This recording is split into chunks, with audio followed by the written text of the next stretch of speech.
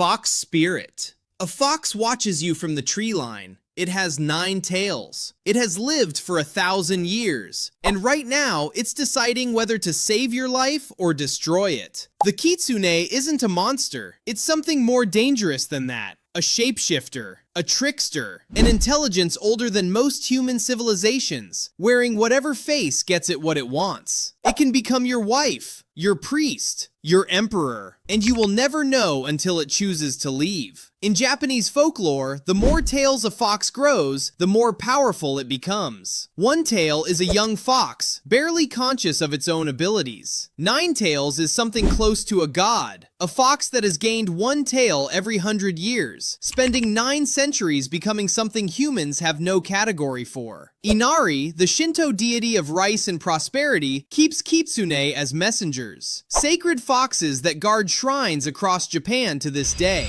But here's what most people miss. The Kitsune doesn't choose good or evil. It chooses interest. Stories exist where it saves entire villages. Stories exist where it ruins a man's life completely over a minor insult. Same creature, same motivations. The only difference is whether you were worth protecting or worth destroying. In ancient intelligence with a 1,000-year attention span, no fixed morality, and the ability to look exactly like someone you trust. Yuki-Onna. She appears when the snowstorm is the worst. Pale as the snow itself, hair black as the gap between stars. Beautiful in a way that makes you stop walking. That's the trap. The Yuki-Onna, the Snow Woman, is a spirit of winter that feeds on the warmth of the living. She drifts toward travelers caught in blizzards, leans close, and breathes the life out of them. Not a bite, not a claw, just cold, moving outward from her until the person stops. But in some versions of the legend, she lets people live. A woodcutter survives one night because she finds him beautiful. She vanishes. He is married. I have children. His wife is pale, never cold, never quite human. One night he mentions the woman in the snow. His wife still goes. Look at him, saying nothing for a long time. Then she disappears, back into the winter, because he broke the only rule she gave him. A creature that chose mercy once and called it a debt you spend the rest of your life repaying. Oni. Everything you picture when you think of a Japanese demon. The red skin, the horns, the iron club, that's an Oni. But the image is wrong. Oni aren't pure evil in the original texts. They're enforcers, servants of Enma Daio, the ruler of the underworld, responsible for dragging sinners into hell and deciding how they're punished. They don't hunt the innocent. They collect what's already owed, which makes them terrifying in a completely different way. Not random, not chaotic, precise. During Setsubun, the Japanese bean-throwing festival, people scatter soybeans to drive Oni away, shouting, "Demons out! Fortune in!" The ritual has run for centuries. But here's the layer underneath it. The Oni being driven out during Setsubun aren't external monsters. In many traditions, they represent the sins and misfortunes that accumulated inside you over the years. You're not throwing beans at a demon, you're throwing them at yourself. Kappa. Looks harmless. That's intentional. The Kappa is a river creature the size of a child. Scaled skin, beak like a turtle, webbed hands, and a bowl-shaped depression on top of its head filled with water. That water is the source of its power. If it spills, the Kappa is helpless. It drowns people, drags them underwater, pulls out their organs through a method no translation has ever made less disturbing. It targets children swimming near rivers. It targets adults who get too close to the bank. But the Kappa has one weakness that its own nature forces on it. It is compulsively, constitutionally polite. If you bow to a Kappa, it bows back. And when it bows, the water spills from its head.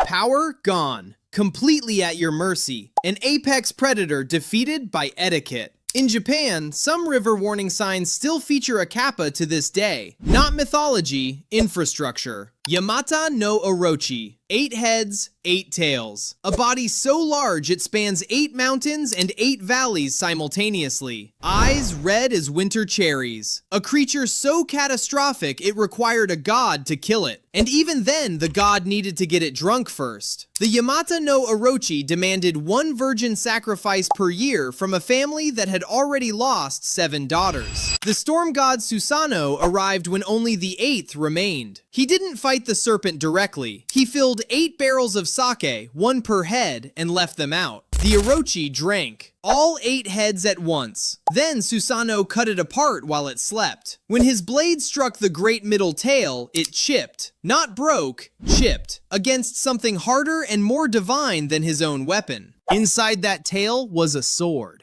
The Kusanagi no Tsurugi, one of the 3 imperial treasures of Japan. Objects so sacred they represent the legitimacy of the emperor himself. Still held in a shrine in Nagoya. A mythological monster, a god who cheated, and a sword that became the foundation of an empire. All from the same story. Noppera-bo. It looks like a person, walk like a person, sounds like a person. It waits until you're close enough to see its face clearly. Then it wipes the face away. Smooth skin where the eyes should be. Smooth skin where the mouth should be. Nothing. The Noppera-bo is a faceless yokai that doesn't kill you. It doesn't touch you. It simply shows you a face that has no features, watches you process that impossibility, and disappears. Lafcadio Hearn, the writer who documented Japanese folklore in the 1800s, recorded accounts of people encountering Noppera-bo on empty roads at night, running from one only to find another, a policeman, a food vendor, and when they turned around, those people had no faces either.